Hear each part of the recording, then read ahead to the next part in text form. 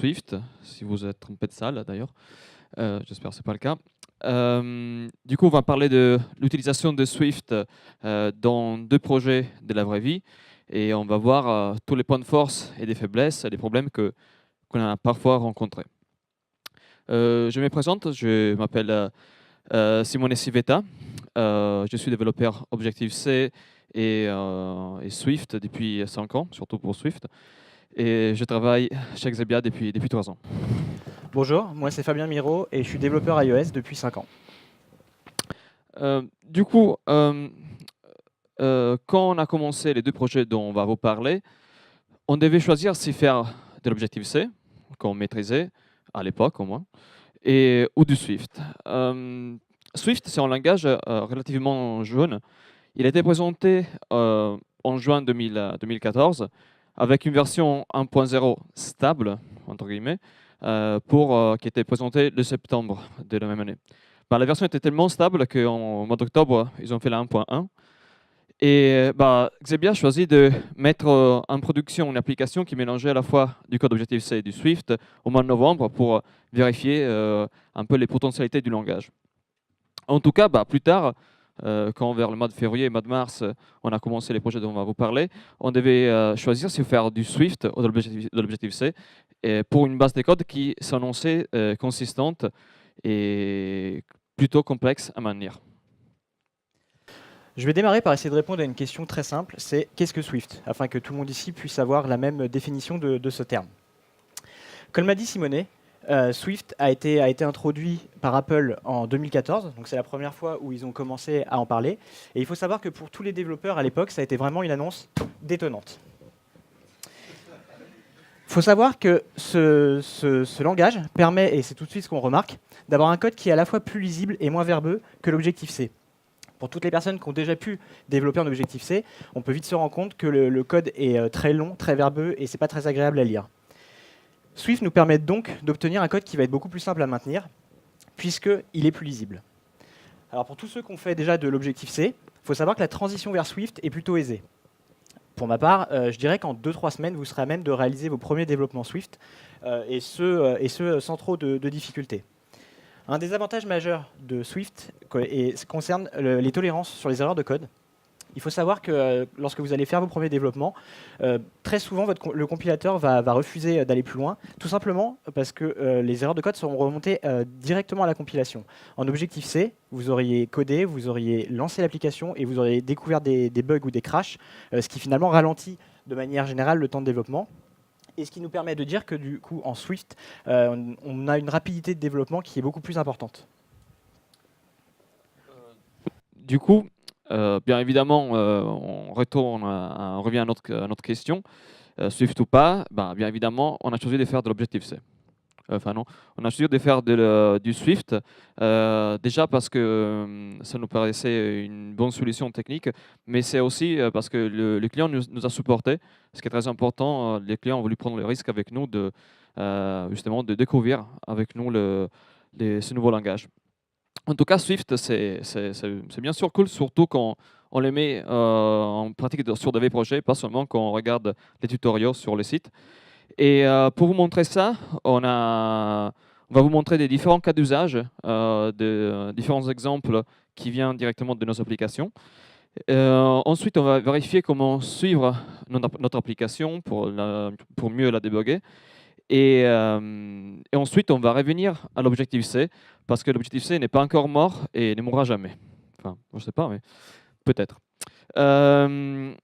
Quand on commence un projet, bien sûr, on part de l'utilisation de parties du code qui sont disponibles avec des librairies open source, à des dépendances notamment.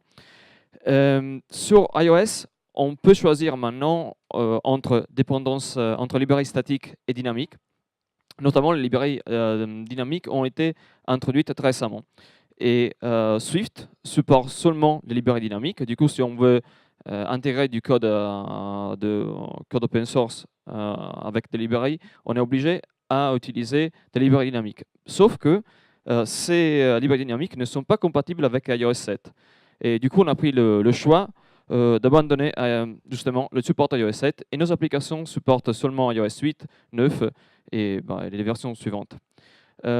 Pour gérer les dépendances, comme beaucoup d'entre vous, enfin en tout cas dans beaucoup de développeurs, on utilise CocoaPods. Il faut savoir que ce n'est pas la seule solution. Il y a une autre solution qui s'appelle Carthage, qui est plus moderne, mais en tout cas on ne l'a pas mis en place dans notre projet. Et CocoaPods, voilà, c'est bien simple. Il fonctionne pour suite comme il fonctionnait sur Objective-C, sauf qu'il faut préciser le keyword Use Framework pour justement faire en sorte que les librairies dynamiques soient prises en charge. Votre projet a été configuré, on va maintenant passer sur un premier écran. Alors l'écran que je vais vous présenter, c'est un écran de flux d'activité. Donc imaginez un peu la même chose que ce qu'on retrouve sur Facebook, un mur dans lequel vous allez avoir des posts avec des photos, des vidéos ou des messages. L'objectif principal de cet écran était d'obtenir une très bonne fluidité lorsque l'on scrolle, évidemment, et ce, malgré les milliers de posts qu'on pouvait avoir sur cet écran. Pour aider à avoir justement de bonnes performances, on a utilisé quelque chose qui s'appelle des structs. Alors les structs, qu'est-ce que c'est? C'est tout simplement une entité qui ne va contenir que ce qui a été défini. Donc vous allez déclarer dedans des propriétés des méthodes, et c'est tout ce que contiendra cette entité. Du coup, ça la rend plus légère qu'une classe. Vous obtiendrez donc de manière générale des meilleures performances, c'est assez évident. Par contre, un des éléments auxquels il faut vraiment faire attention quand on utilise les structs, c'est qu'elles sont stockées en type valeur et non référence. Alors pourquoi c'est important? Parce que vous allez déclarer une struct dans une première classe, vous allez la passer à une seconde, et en réalité, c'est une copie qui va être effectuée. Donc du coup, si vous modifiez votre première struct, les répercussions ne seront pas immédiates dans l'autre classe. Donc c'est quelque chose qu'il faut garder en mémoire lorsque l'on utilise les structs. Un exemple très simple, toujours sur le même écran, on a ici une image et on a créé un objet métier associé, donc attachment, qui est donc une struct et qui ne contient que les 7 constantes qui nous permettent de décrire cette image. Donc on peut difficilement avoir quelque chose de plus léger à ce niveau-là pour la définition de l'image. Je vous parlais de performance. Du coup, pour être un peu plus clair, on a fait un petit test. On a créé un tableau d'1 million d'NSObjects qu'on s'est amusé à mélanger. Ça nous a pris un peu plus d'une seconde à effectuer. Lorsqu'on fait le même test avec des structs, on se rend compte qu'on prend moins de 100 millisecondes. Donc la différence sur 1 million d'objets est vraiment énorme. Évidemment, sur 1 million, c'est un très grand nombre. Donc si vous l'utilisez sur un peu moins d'objets, la différence sera moins importante. En revanche, c'est très bon de garder en tête que les structs sont vraiment beaucoup plus performantes. La différence entre les structs et les classes, la première différence majeure, c'est qu'on ne peut pas hériter d'objets. Pour les structs, en tout cas. C'est ce qui les rend d'ailleurs aussi légères. Elles ne contiennent pas d'initialiseur. Alors c'est quelque chose qu'il faut juste savoir, c'est-à-dire que lorsque la struct sera désallouée, il n'y aura aucun moyen de le déterminer au sein même de la struct et donc aucun moyen d'effectuer une action à ce moment précis. Et du coup, là, ça découle directement de tout ce que j'ai pu dire jusqu'à présent. On ne peut avoir qu'une référence unique d'une instance d'une struct, puisqu'en réalité, dès qu'on la passe à une autre classe, elle est copiée. Heureusement, pour la mise en place des structs, il existe des librairies pour nous faciliter la vie. L'une de celles qu'on a utilisées, c'est JSONJoy. Alors, il faut savoir que JSONJoy vous permet d'obtenir un mapping automatique depuis un dictionnaire de données que vous aurez récupéré depuis un serveur vers vos objets métiers. Donc, ça va vous générer automatiquement les structs, et c'est finalement ce qu'on cherche à avoir. Et du coup, vous aurez, comme je le disais, de meilleures performances. Alors, un petit exemple. Très simple. Ici, j'ai une méthode dans laquelle j'ai passé un dictionnaire de data qui correspond à mon user. Et en une ligne, on peut récupérer l'objet métier user via JSONJoy. Donc on a vraiment un code qui est très clair, très concis et très facile à maintenir. Je reviens sur mon flux d'activité dans lequel j'ai un petit peu scrollé pour qu'on puisse voir 4 boutons qui sont apparus et qui correspondent à 4 actions que l'on peut réaliser sur chacun des postes. Il faut savoir que lorsque j'ai sorti en mode release pour la première fois l'application, j'avais des crashs sur ces 4 boutons-là. Alors les crashs étaient liés, et c'est là où il a fallu un peu chercher, à un flag de compilation qu'on a d'ailleurs par défaut lorsque l'on crée un projet Swift. C'est ce flag Optimization Level. En mode debug, il est seté à None par défaut, et tout marche bien. En mode release, par contre, il est mis à Fast. Donc on peut imaginer derrière qu'il va optimiser le code pour que tout aille plus vite. Dans mon cas, il l'optimisait tellement qu'il semblait retirer des morceaux de code puisque les crashs générés correspondaient à des méthodes inexistantes. Donc la solution pour corriger ce problème a été très simple. Il a suffi en mode release de passer le flag à none et c'était réglé. Mais si jamais vous êtes amené à développer en Swift et que vous avez des crashs un peu bizarres, pensez bien à ce petit flag de compilation. En résumé, si vous voulez avoir de bonnes performances de manière générale en Swift, évitez au maximum d'hériter des NestObjects. Parfois, vous n'aurez pas le choix, vous le ferez, mais dans la mesure du possible, essayez d'éviter. Pour tout ce qui est objet métier, comme j'ai pu le dire, utilisez les structs, vous obtiendrez vraiment de meilleures performances et surtout, vous obtiendrez un meilleur rendu général sur votre application. On va continuer sur les structs, mais sur une partie configuration. Alors je m'explique, ici vous avez un écran de profil. Donc je vous ai déjà présenté 2 écrans et comme vous pouvez l'imaginer, dans la majorité des applications mobiles, on met en place des marqueurs analytics pour un peu suivre ce que fait l'utilisateur. Donc ici c'est le cas et les structs nous facilitent grandement la vie, vous allez voir bientôt pourquoi. Également, sur cet écran, on a un autre web service appelé évidemment pour avoir les données qui correspondent. Et pour cela, les structs, une nouvelle fois, vont nous aider car en réalité, elles vont nous permettre de regrouper les différentes constantes associées au sein d'un même fichier. Alors par exemple ici pour les tags, vous avez une struct qui va contenir donc l'ensemble des tags de page et du coup pour accéder typiquement au tag de login, il me suffit de taper tag.page.login pour récupérer la constante associée. Alors c'est un gros avantage, c'est que vous n'allez pas avoir du code dispersé dans toutes vos classes et que vous ne saurez absolument pas maintenir. Donc ici ce sera beaucoup plus simple. Et de plus vous avez même l'autocomplétion si vous avez oublié un peu les termes que vous aviez définis. L'autocomplétion à partir de tag point marchera et du coup ce sera beaucoup plus facile pour vous de récupérer la valeur que vous souhaitez. On passe à une autre application qui pour le coup n'est pas une copycat de Facebook. C'est une application catalogue qui permet justement d'accéder à une liste de produits. Une liste de produits qui est plutôt consistante, 200 000 lignes stockées dans une base de données locale qui est Realm et avec des requêtes qui doivent vraiment être plutôt rapides pour bien profiter de tous les produits et avoir des recherches qui sont efficaces. Pour gérer notre base de données, si on avait eu Objective-C, on aurait mis en place un code plus ou moins comme celui-là. On a créé un exemple avec une entity store qui est la représentation de notre base de données, avec une méthode qui s'appelle addEntity, qui permet d'ajouter une entité qui doit être conforme à un protocole qu'on appelait XBEntity. Et du coup, en Objective-C, pour utiliser notre store, on l'aura d'abord instancié, normalement, et on aura créé un produit des types XB product qui doit être conforme à notre protocole. Et ensuite, on aurait fait voilà, addEntity. Du coup, jusque-là, tout marche. Sauf que si plus tard dans les projets, parce que voilà, on n'a pas trop envie de développer, parfois on utilise une méthode qu'on a déjà, et parfois on fait peut-être un mauvais copier-coller, on réutilise Product Store, on ajoute cette fois-ci pas un produit mais une couleur. Ceci en Objective-C va marcher du premier coup. En fait, ça va compiler. Sauf que voilà, après on livre l'application au client et l'application ne marche pas, elle crache. Parce que bon, on l'a pas testé et du coup voilà. En Swift, ceci ne peut pas arriver. Ou mieux, ne peut pas arriver si on utilise, ne peut pas arriver si on utilise les generics. Les generics nous permettent de définir des contraintes et nous permet aussi d'écrire des codes réutilisables. Dans notre cas, Entity Store du coup doit être conforme bien sûr au protocole qu'on a défini tout à l'heure. Mais avec un générique. Vous voyez, T de point entity permet de définir que T doit être de type, en tout cas être conforme au protocole générique.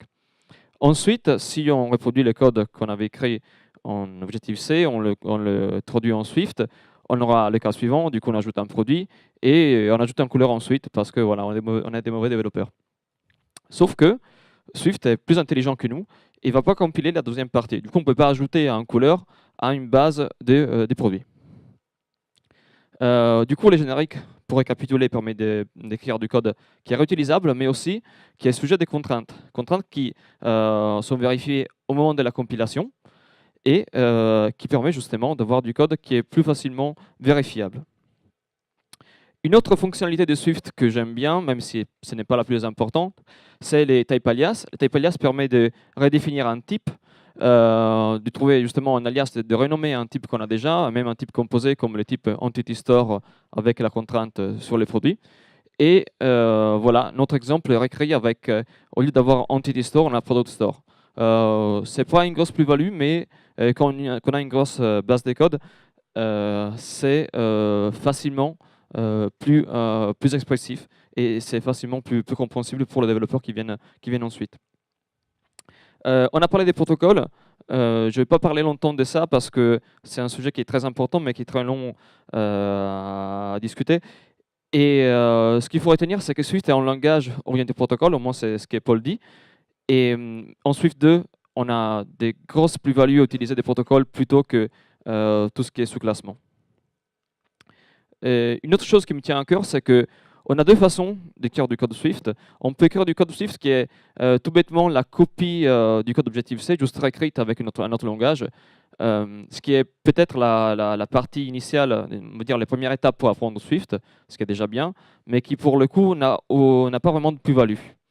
Il y a une autre façon d'écrire Swift qui est penser Swift, ce qui équivaut à justement réécrire la partie qu'on a faite avec des génériques ou des type alias et qui permet justement de profiter mieux du langage. C'est évidemment une deuxième étape dans notre courbe d'apprentissage, mais c'est l'étape qui nous donne le plus des plus-values par rapport à notre écriture de code.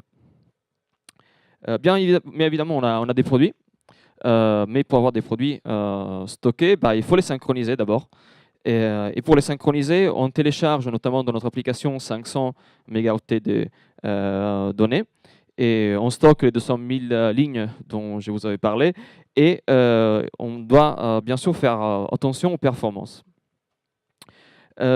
Pour tout ce qui est performance, il y a différents articles qui expliquent comment optimiser les performances en Swift. En tout cas, j'ai quelques retours. C'est quand vous êtes vraiment, vous avez besoin de performances accrues, pensez à utiliser les keywords final et statique qui marchent exactement comme dans Java et qui permet pour le coup de profiter pleinement du dispatch statique de Swift, qui pour le coup est plutôt différent du dispatch dynamique, qui est une caractéristique de l'Objective-C, et qui est beaucoup plus performant sur différents cas d'usage, même si dans la plupart des applications, peut-être vous n'aurez pas besoin. Aussi, pensez à tous vos castings. C'est vrai que Xcode vous propose de caster automatiquement array avec NSArray et dictionary avec NSDictionary. C'est utile quand on écrit du code qui ne doit pas être performant.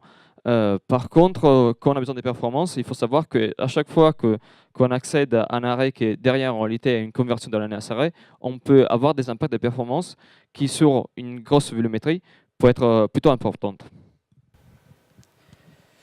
On va passer maintenant à une autre rubrique, une rubrique tâches asynchrone. Donc pour tous ceux qui ont déjà été amenés à faire du développement, vous avez forcément rencontré ce genre de tâches dans vos applications. L'exemple que je vais vous montrer, c'est un appareil photo. Donc il faut savoir que dans l'application que je vous avais présentée tout à l'heure, j'ai dû recréer l'appareil photo et ne pas utiliser celui natif, pour la simple et bonne raison que, donc là je vous présente la version 2, mais en version 1, le design était totalement différent, et du coup on ne pouvait pas utiliser l'écran natif. Également, sur cette version-là, on voit en bas à gauche un petit bouton qui nous permet finalement d'accéder à une librairie locale. Donc c'est une librairie qui est propre à l'application, qui va nous permettre de stocker les photos et vidéos qu'on va prendre, et qui vont en aucun cas être mélangées à celles de la librairie de votre téléphone. Enfin, et c'est un élément sur lequel je tiens à insister, j'ai mis en place une petite animation pour notifier l'utilisateur lorsqu'une photo est prise, lorsqu'il y a un switch entre photo et vidéo qui est effectué, afin que l'utilisateur puisse avoir un retour visuel de l'action qui vient de se dérouler. Donc l'animation, c'est une petite animation diaphragme, comme on a sur les appareils photo, où finalement vous avez deux volets qui s'ouvrent et qui se ferment, ni plus ni moins. Et justement, pour mettre en place cette animation, j'ai utilisé quelque chose qui s'appelle les closures. Alors les closures, qu'est-ce que c'est? C'est très simple. C'est l'équivalent des blocs en Objective-C. Donc pour ceux qui ont fait l'Objective-C, c'est la même chose. Pour les autres, c'est simple, c'est quelque chose c'est juste un petit bloc qui va contenir du code à exécuter. Du coup, on peut le stocker et l'exécuter au moment opportun. En Swift, c'est défini de la manière suivante. Vous avez deux accolades, et à l'intérieur de ces accolades, vous avez deux parenthèses séparées par une flèche. La parenthèse de gauche, c'est les paramètres que vous allez passer à votre closure, et la parenthèse de droite, c'est le type de retour de votre closure. Alors un petit exemple, par rapport à ce que je vous ai dit. Au sein d'une méthode, on appelle la méthode closeDiaphragm, ici, qui va effectuer donc la fermeture des volets en 0,3 secondes. À la fin de cette animation, automatiquement, la closure va effectuer l'ouverture des volets en 0,3 secondes aussi, ce qui va vous donner l'animation dont je vous parlais tout à l'heure en 3 lignes de code. Donc c'est plutôt pratique et c'est une nouvelle fois une manière d'écrire du code très lisible et facile à maintenir. Également, pour tout ce qui concerne cette animation, j'ai utilisé autre chose qui s'appelle les optionals. Donc c'est un concept qui est propre à Swift. C'est quelque chose qui va vous permettre en fait, d'avoir une variable dans laquelle il va y avoir une valeur ou non, ni plus ni moins, et qui va être définie de la manière suivante. Vous avez votre variable, son type, et à la fin, vous mettez juste un point d'interrogation pour définir que cette variable est optionnelle. Alors à quoi ça sert On va dire que la majorité du temps, on l'utilise pour sécuriser notre code. Alors pourquoi ça sécurise notre code On va imaginer que vous avez une variable qui n'est pas définie, et sur laquelle vous allez appeler des méthodes. Il faut savoir qu'avec Swift, ça ne crashera pas du tout. Dès lors qu'une variable optionnelle n'est pas définie, toutes les méthodes appelées dessus seront tout simplement ignorées. Donc de ce fait, vous n'aurez pas de crash. Alors si la variable n'est pas définie, il ne se passera rien en réalité, mais au moins ça sécurise et pas de crash, c'est vraiment ce qu'on cherche à avoir dans nos applications. Parfois, en revanche, on a quand même besoin de tester que notre variable n'est pas nulle. Et pour cela, il existe quelque chose, donc c'est le iflet. Donc, par un petit exemple, ici, on a une méthode dans laquelle on a passé une image optionnelle. Et la ligne qui suit nous permet tout simplement de tester si oui ou non cette image existe. Dans le cas où cette image existe, on va effectuer tout le code qui suit, c'est-à-dire créer une image view et l'ajouter sur la vue courante. Et si jamais l'image n'était pas présente, on ne ferait rien, et du coup, il n'y aurait pas de problème. Du coup, ça nous permet d'arriver sur un point très important. Il faut savoir que Swift, pour nous en tout cas, et les optionals, c'est vraiment quelque chose de très important qu'il ne faut pas hésiter à utiliser. C'est d'ailleurs ce que ce graphique montre. Vous pouvez voir à quel point nous pensons que Swift, en tout cas, est plus performant qu'Objective-C, à tel point que vraiment en Swift, on peut réaliser des choses formidables. On va continuer avec autre chose, une autre tâche asynchrone. Ce coup-ci, on va poster un commentaire. Donc il faut savoir que pour poster un commentaire, vous allez faire un appel vers un web service et vous allez évidemment effectuer un appel asynchrone pour cela. En retour de ce web service, vous allez devoir attendre et gérer le succès ou l'erreur sur ce retour. Pour cela, on a utilisé autre chose qui est vraiment très pratique, c'est les promesses. Alors, vous entendrez promesse, promise, futur. Les trois désignent la même chose. Pour moi, ce sera promesse. Les promesses vont vous permettre d'obtenir un code qui va être beaucoup plus lisible, vraiment plus lisible que si vous ne les utilisiez pas. C'est vraiment très idéal pour tout ce qui est tâche asynchrone. Donc là, l'exemple dont je vous parle, c'est sur des appels web services. En revanche, on peut imaginer utiliser la même chose pour du traitement d'images lorsqu'on veut appliquer plusieurs filtres à la suite. Et la grande force des promesses, c'est qu'il est possible de les chaîner. Et donc enchaîner plusieurs requêtes typiquement à la suite de manière très propre. L'exemple que je vous montre, c'est ici. On a deux requêtes qui sont enchaînées les unes à la suite des autres. La première va nous permettre de récupérer un token qui est présent dans les headers de requête, qui va être passé à une seconde requête, celle pour poster justement un contenu. Et comme on peut le voir sur cet exemple, on a quelque chose de propre, de clair, et surtout pas de code dupliqué.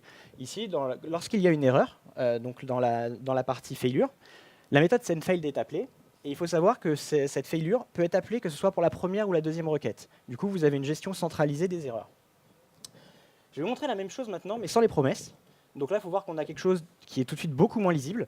Vous avez également du code dupliqué. On a deux fois la méthode sendFailed qui est appelée, puisque ça correspond finalement aux deux types de requêtes. Donc, de notre point de vue, il faut arrêter ce genre de code et n'utiliser que les promesses. Pour mettre en place justement toutes ces promesses, heureusement, il existe une nouvelle fois des librairies pour nous aider. Et l'une des librairies principales, c'est SwiftTask, donc celle qu'on a utilisée. Elle va vous permettre de mettre en place très simplement vos premières promesses. Alors c'est vrai, ce sera très simple au début, mais vous risquez de rencontrer quelques erreurs. Alors les erreurs qu'on rencontre, elles sont pas, au début pas faciles à débugger. Ici, l'erreur arrive au moment de la ligne failure. Si vous regardez bien cette ligne, en réalité, il n'y a aucune erreur à cet endroit-là. L'erreur se trouve beaucoup plus haut, ici en jaune. C'est tout simplement le paramètre qu'on a passé qui n'est pas le bon. Mais Xcode est incapable de nous donner le bon numéro de ligne. Alors évidemment, lorsque l'on souhaite débugger, c'est vraiment pas évident au démarrage. À force, on prend l'habitude et on comprend que la ligne rouge n'est pas du tout le bon endroit. Mais bon, c'est quelque chose qu'il faut noter lorsque l'on utilise les promesses. Du coup, on revient à notre catalogue. Et bien évidemment, comme dans tout catalogue, ce qui est important, c'est de vérifier si un produit est disponible à la vente. Pour faire ça, on a une requête HTTP simple et évidemment, on met à jour la UI. Pour faire des requêtes HTTP en Swift, il y a plusieurs façons. Il y a les frameworks officiels Apple, mais il y a aussi la Mofire, que c'est un peu le frère mineur d'AF Networking, qui marche plutôt bien. Il n'a pas encore toutes les fonctionnalités qu'AF Networking a, mais c'est un très bon substitut au moins pour Swift. Pour mettre à jour la UI, on a un enchaînement d'étapes. Bien sûr, on appelle un web service, on désérialise les JSON qu'on reçoit, et ensuite, on met à jour l'IHM. Pour faire ça, on utilise dans notre application un paradigme qui s'appelle Functional Native Programming. C'est un paradigme qui est très utilisé dans beaucoup déjà de langages et dans beaucoup de domaines. En Swift, on peut l'utiliser, on peut l'utiliser aussi en Objective-C. Ça concerne la propagation des changements déclenchés par des événements ou des signaux qui entraînent justement un flux de données et qui se prête surtout à la gestion de tâches asynchrones. Comme je vous disais, en Objective-C, il y avait déjà un framework qui était très utilisé qui s'appelle Reactive Cocoa, qui est maintenant en version 4, qui est compatible avec Swift. Mais quand on a commencé, il n'y avait pas encore une version qui était compatible avec ce langage. Et du coup, on a utilisé ReactKit, qui est une version à la limite plus petite, réduite, mais qui se base sur les promises, sur SwiftTask notamment, dont on fait bien à parler. Pour notre exemple, ça c'est ce qu'on a mis en place. Du coup, on observe un changement de variable avec un KVO et on met à jour notre indicateur avec une couleur différente. Si on avait voulu utiliser le Functional Native Programming FRP en Objective-C, on aurait un code plus ou moins comme celui-là. C'est un code qui est certes lisible, mais qui a quelques problèmes, notamment plein de crochets et des fonctions qui ne sont pas forcément typées. Alors qu'en Swift, on pourrait avoir un code qui est plus concis, moins de parenthèses, vous avez vu, et surtout avec un typage qui est fort et qui permet de vérifier les types de nos variables directement au moment de la compilation, encore une fois. Vous avez vu, il y a un petit symbole en bas. Ce petit serpent, c'est un opérateur personnalisé, un opérateur custom. Parce qu'en Swift, on peut bien sûr définir des opérateurs custom. On peut même s'amuser à mettre des emojis en tant qu'opérateur custom. On peut même redéfinir des opérateurs qui existent déjà, notamment l'opérateur plus. Et par contre, il faut faire attention parce qu'on peut avoir des cas comme celui-ci. Du coup, on peut redéfinir l'opérateur plus en étant une subtraction. Et voilà, pour faire une blague à un collègue et pour livrer les codes en production. On va passer à une autre étape, c'est l'internationalisation, qui me tient à cœur, évidemment. Ça permet justement de changer la langue et les pays de l'application. Ça permet d'introduire les HM, aussi bien que les contenus. Pour faire ça, on utilise des extensions. Ça existe déjà dans Objective-C, il n'y a rien à apprendre en Swift, sauf que le code, encore une fois, est un peu plus lisible. On peut même justement définir simplement des variables qui sont computées et qui peuvent être réutilisées de façon très simples et très lisibles. En réalité, une des choses que j'aime le plus ensuite, c'est les enums. En Objective-C, si on avait voulu créer la liste des pays sur lesquels l'application est disponible ou pour lesquels une localisation est disponible, on aurait fait ça. Or, dans l'Objective-C, on n'aurait pas pu, par exemple, définir quel est notre pays des préférences. En Swift, on peut faire beaucoup mieux que ça. Ça, c'est le même exemple qui est en Swift, avec, vous voyez, des valeurs associées aux différents cases, et surtout la possibilité de définir un pays par défaut, notamment l'Italie, un très beau pays, avec des propriétés associées à un autre enum. Et pour passer à un switch, notamment pour changer les langues. Vous voyez, c'est un switch tout à fait similaire au switch des autres langages, sauf que on peut ajouter du pattern matching, c'est-à-dire vérifier quelle valeur est associée à notre case, et aussi faire en sorte que notre case corresponde à une association spécifique entre voilà, le type de case, mais aussi la valeur qui est associée, ce qui est vraiment puissant. Et surtout, les switches sont vérifiés au moment de la compilation, ils doivent être exhaustifs. Du coup, si on met des cases en plus avec du pattern matching, ensuite, ça sera capable de voir quand même si notre switch prend en considération toutes les différentes hypothèses. Enum, du coup, c'est très bien. En tout cas, en plus, c'est des first class citizens. Comme on a vu, on peut avoir des méthodes de propriétés associées et aussi des valeurs associées. On passe à un autre sujet qui ne vous intéresse pas, j'imagine, parce que tout le monde fait déjà des tests. Du coup, je ne vais pas vous ennuyer avec ça, mais je vais le faire quand même.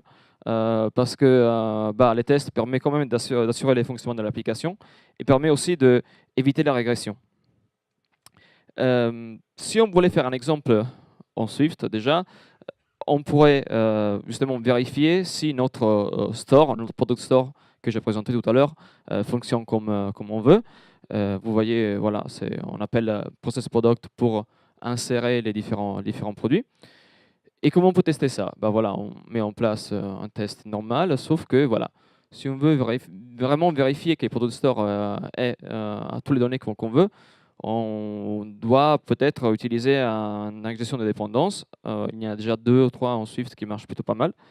Ou sinon, on a une autre solution qui est beaucoup plus simple, qui est intégrée dans le langage, que c'est les paramètres par défaut. Je sais, ça existe dans beaucoup de langages, mais ça n'existait pas en Objective-C. Ça permet justement d'ajouter des paramètres qui sont des paramètres qu'on définit par défaut, et ce qui permet d'utiliser les fonctions qu'on a définies sans les changer, notamment process product ne change pas, mais qui permet d'ajouter à notre chaîne de test un product store qui est moqué, qui est créé à la volée au moment des tests. Du coup, tout ça, c'est vraiment cool, et ça nous félicite avec les créateurs de Swift, sauf que tout n'est pas aussi beau ce qu'on veut, parce que pour faire ça, on se tape une console qui n'est pas toujours à point, c'est-à-dire que parfois on a des erreurs qu'on ne comprend pas trop. On a des lenteurs au moment de l'exécution des tests, ou notamment même de l'ajout de breakpoints, et des versions de Xcode qui ne sont pas très stables. Notamment, depuis le début du projet, on a, je pense, changé 9-10 versions de Xcode en passant par tous les bêtas qui ajoutaient de nouvelles fonctionnalités, qui en enlevaient des autres. Et c'était un peu compliqué de suivre toutes les modifications de Swift. Et notamment, il y avait des versions aussi qui ne marchaient pas très bien, notamment concernant les tests. Une fois que vous avez donc créé votre application, ce que vous souhaitez, c'est déjà la déployer, puis dans un second temps, la suivre. Alors pour ça, on a utilisé un outil qui est vraiment très pratique, qui s'appelle Fabric. Alors il faut savoir qu'avec Fabric, vous allez pouvoir avoir du déploiement centralisé et versionné de votre application. L'intérêt de ça, c'est que si jamais votre client vous dit que 2 versions en amont, il y avait une fonctionnalité qui marchait très bien, qui ne marche plus maintenant, on va pouvoir déjà le vérifier. Et surtout, ça va nous permettre de déterminer à partir de quand le problème a commencé à arriver. L'ajout majeur de Fabric est la remontée de crash, évidemment. On n'est pas censé en avoir de trop, n'empêche qu'on en a toujours quelques-uns. Et Fabric nous les remonte, et nous les remonte de manière plutôt claire, en nous donnant les numéros de ligne, etc., ce qui permet vraiment de débugger de manière intelligente notre code.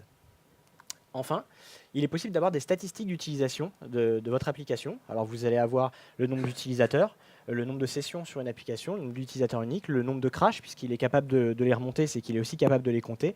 Bref, vous allez avoir vraiment une pléiade d'informations sur votre application avec Fabric. Alors on vous parle beaucoup de Swift, mais il faut savoir que c'était déjà valable en Objective-C. Et ici, on vous a donné un tout petit exemple de la manière dont les crashs sont remontés en Objective-C en tout cas. Donc vous avez une ligne, là, donc la ligne 1310, et l'erreur associée, qui est un problème d'index dans un tableau, quelque chose que beaucoup de développeurs ont déjà rencontré. Donc en Objective-C, on peut voir que c'est vraiment très clair, très simple.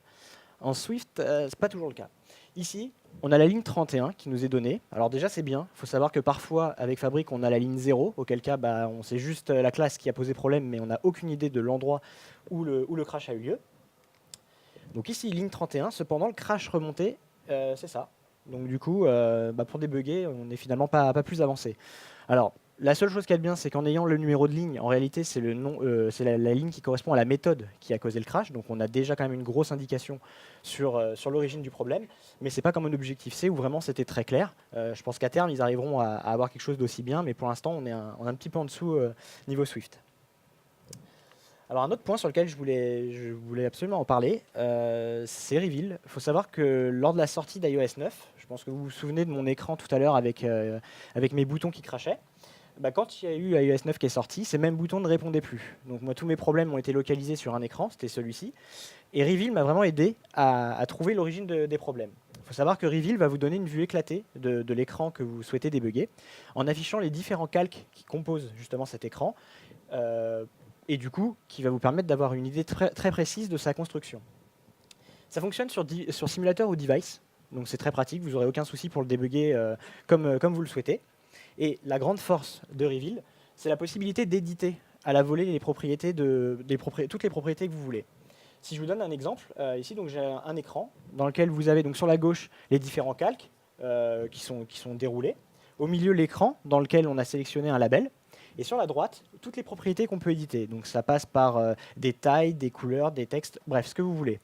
Et la grande force, c'est que justement, vous n'allez pas avoir à recompiler systématiquement votre application pour trouver l'origine du problème. Vous pouvez donc éditer directement et ce sera répercuté que ce soit sur simulateur ou device. Et du coup, vous aurez un gain de temps énorme pour tout ce qui concerne le debugging. On pourrait se demander pourquoi suivre son application. La première raison, surtout en Swift, c'est que le langage évolue constamment. Quand je dis constamment, c'est vraiment constamment. C'est-à-dire que Swift est jeune, il est sorti en 2014. Nous, les applications qu'on a développées, elles ont été développées en Swift 1.2. Et aujourd'hui, on en est déjà à la version 2.1. Il faut savoir que du coup, le langage, quand il évolue de manière vraiment conséquente, à tel point que la rétrocompatibilité n'est pas du tout assurée entre ces différentes versions. Xcode contient un outil qui nous permet d'effectuer une migration de code pour nous aider, mais c'est dire vraiment à quel point on a quelque chose de pas du tout compatible. De manière générale, si vous souhaitez avoir plus d'informations sur le mobile ou retrouver des informations qu'on a pu vous donner sur le suivi d'application, on a un TechTrends, le TechTrends mobile, qui est là. Et si vous ne l'avez pas encore lu, je vous encourage vivement à le lire. Du coup, et l'objectif C dans tout ça? Effectivement, on vous a parlé de Swift durant tout ce talk, et on pourrait se dire, voilà, moi j'ai mon application d'objectif C, avec tout ce que vous nous avez dit, on peut tout jeter, ça vaut plus le coup. Alors heureusement non. L'objectif C est toujours valable, c'est-à-dire qu'Apple pousse effectivement l'utilisation de Swift, mais l'objectif C reste valable. En revanche, le développement en objectif C est plus lent. C'est quelque chose qu'on a vraiment pu remarquer, surtout à moyen et long terme, puisque, comme je le disais, moins de code, etc. Donc ça donne vraiment une rapidité de développement plus importante.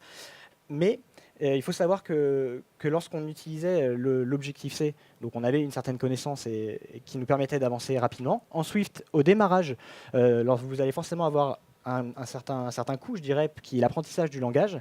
Mais si vous vous projetez un peu plus, sur le moyen long terme, vous gagnerez du temps et donc de l'argent sur le développement des applications en Swift.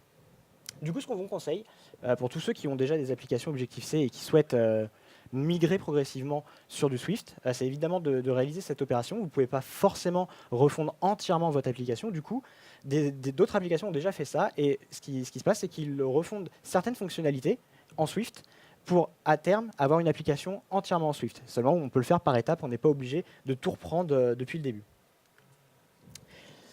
Alors, on vous conseille effectivement cette migration progressive, et pour un peu argumenter notre discours, on a trouvé des indicateurs qui nous ont paru pertinents. Ici, vous avez deux graphiques qui représentent la popularité des recherches sur des langages de programmation par les développeurs.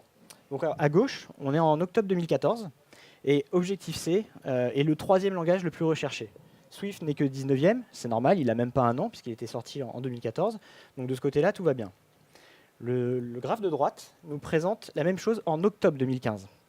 Donc un an plus tard, Objective-C a perdu 8% en termes de recherche et se retrouve maintenant 14e dans ce classement. Swift a évidemment un peu progressé et se retrouve 15e.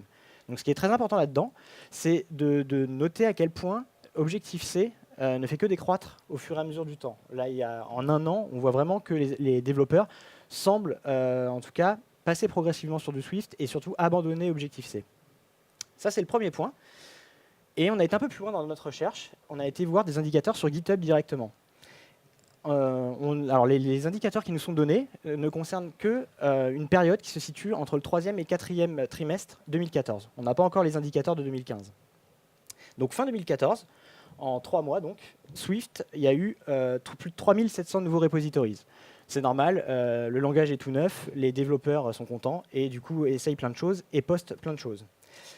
En Objective-C, donc durant cette même période, il n'y a eu que 97 nouveaux repositories. Pour nous, c'est vraiment quelque chose de très marquant. Les librairies sont existantes, les gens les utilisent, mais on voit bien qu'il y a de moins en moins de gens qui proposent de nouvelles choses.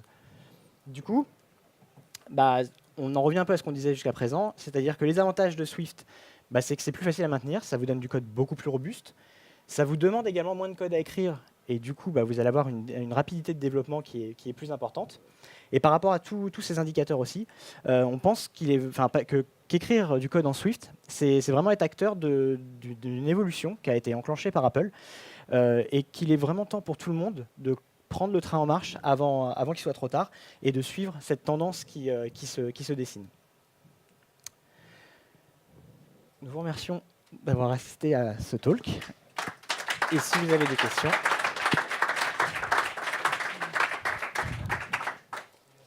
Et pour ceux que ça intéresse, on a également un peu de lecture sur Swift.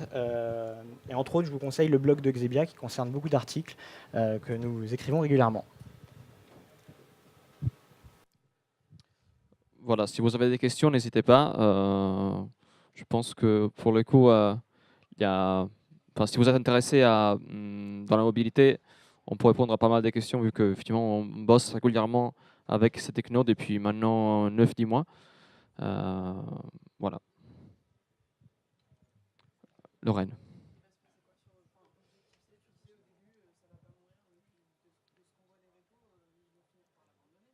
Alors, je crois que Apple ne va pas abandonner Objective-C parce qu'il y a des gros projets qui utilisent encore Objective-C et ne voudront pas abandonner justement ça.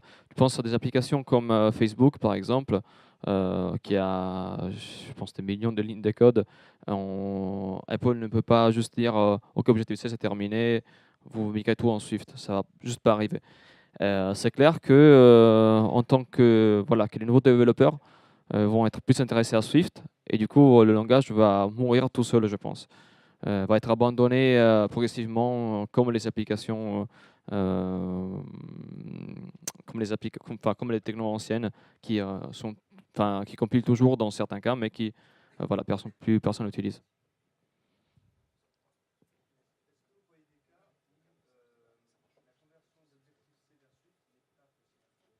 La conversion Objective-C vers Swift n'est pas possible. Alors,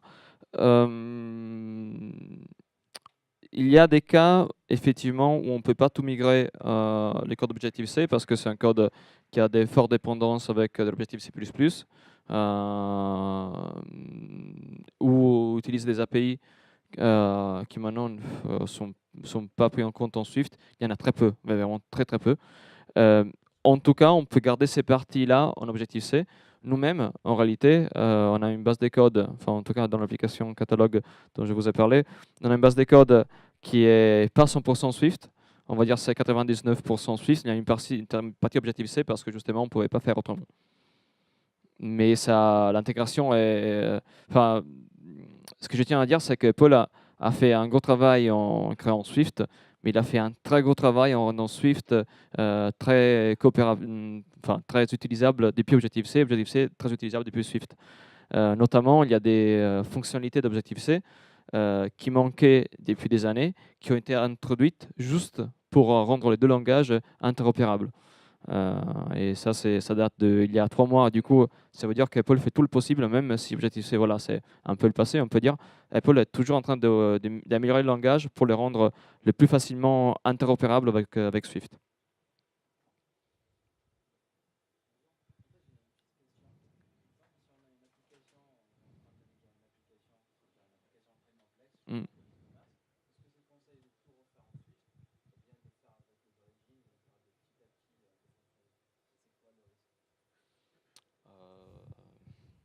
Bah, ça dépend du code.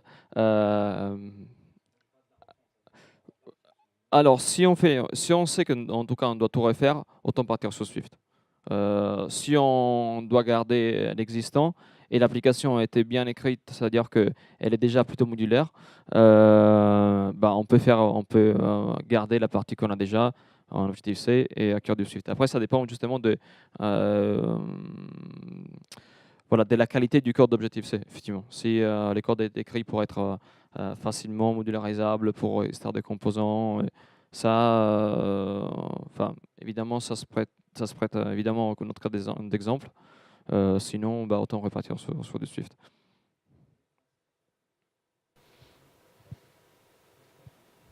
En fait, le problème que vous avez eu, le crash, vous avez désactivé l'optimisation, ça me laisse un petit peu sur ma faim.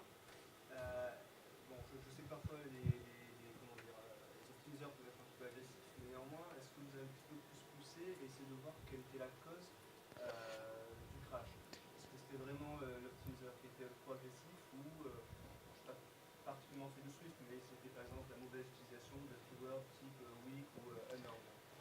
Non, non, c'était vraiment un problème de la compilation. C'est vrai que parfois, notamment en Swift 1.1 et ensuite 1.0, il y avait des optimisations excessives qui concernaient par contre la mémoire. Justement, l'utilisation des weak qui parfois n'étaient pas weak mais étaient pris en considération en tant que strong et vice-versa. Il y avait des strongs qui parfois étaient désalloués parce que les compilateurs pensaient que finalement c'était des weak. Franchement, ça nous est plus arrivé. Là, c'était vraiment de l'optimisation qui enlevait carrément du bout de code. Euh, et si, si, c'était corrigé, je pense, en 2.0. Sauf que voilà, maintenant, on l'a pas encore émis, on n'a pas encore eu le courage. Parce qu'en fait, les problèmes, c'est que voilà, tu testes et ça marche, tu retestes, ça marche, tu livres, ça marche, et après, tu vois, dans ton fabrique, il y a N 1000 crashs d'utilisateurs partout dans le monde et tu ne sais pas ce que c'est pas très facilement débuggable. Et, et du coup, tu sais ça après coup. C'est vraiment, c'est presque, on va dire, randomique, quoi. C'est presque aléatoire.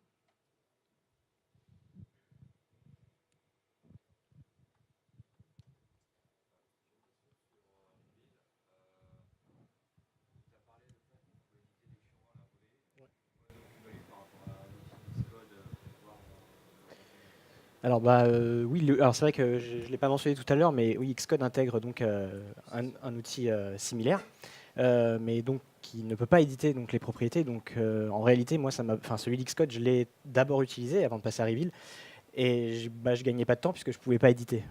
Donc moi là vraiment la plus-value, c'est l'édition de toutes ces propriétés à la volée. Du coup, c'est comme si je recompilais avec mes nouveaux paramètres. Également sur les contraintes, voilà, la grosse particularité, c'est l'édition des contraintes. Donc du coup, tous les positionnements, etc., tu peux les ajuster. Et non, pour moi, la plus-value de Reveal par rapport à tout le reste, c'est l'édition de ces propriétés. Vous dites que c'est plus rapide de développer en Swift, mais vous êtes déjà assez expérimenté, vous avez pas mal de background en Objective-C. Si jamais, pour un développeur qui commence, qui veut se mettre à iOS, est-ce que Swift c'est plus facile que de se mettre à Objective-C, ou est-ce que c'est pareil, ou est-ce que c'est plus compliqué? Alors, le problème, c'est que euh, ça dépend. Encore une fois, aujourd'hui, je pense que quand on commence avec Swift 2, Swift 2.1, et je pense que Fabien aura aussi son avis, un jeune développeur peut commencer sans se poser trop de questions. Quand nous avons commencé, notamment c'était la version de Swift 1.1, ça durait 2 semaines, pas plus, du coup on a migré tout de suite à Swift 1.2, et bah, c'était un peu cauchemardesque. C'est-à-dire que tu fais des erreurs et tu comprends pas si l'erreur est due à ta connaissance limitée du langage, ou si c'est Xcode, ou c'est le compilateur, ou plein d'autres facteurs qui n'arrivent pas à maîtriser et qui font en sorte que ça marche pas. Du coup, pour un jeune développeur, je pense que commencer il y a un an, c'était juste impossible parce que tu comprenais pas si peut-être toi qui ne connaissais pas le SDK, le langage, Xcode, le simulateur, enfin, il y avait tellement de variables. Euh, Aujourd'hui, je pense que c'est différent. Voilà.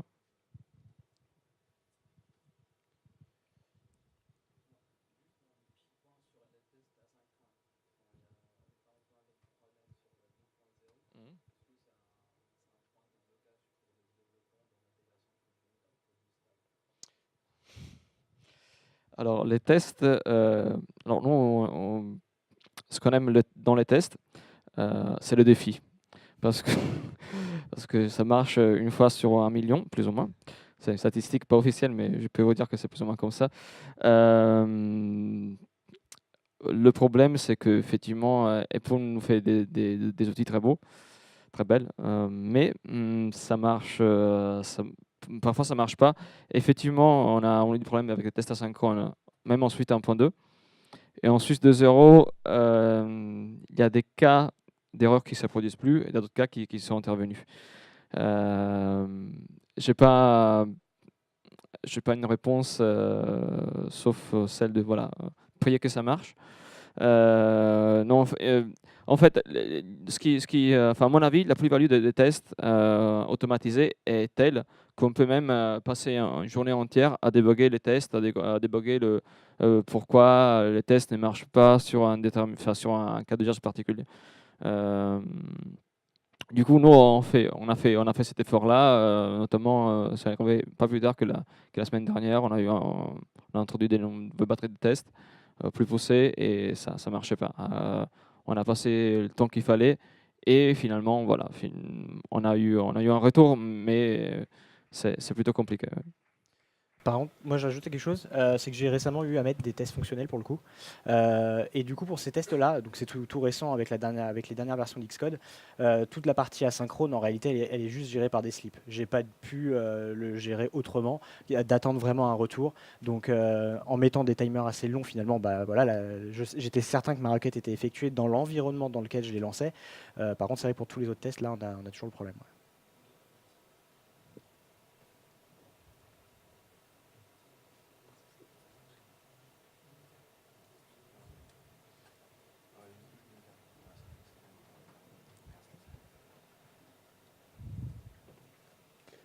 Ok. Merci à tous.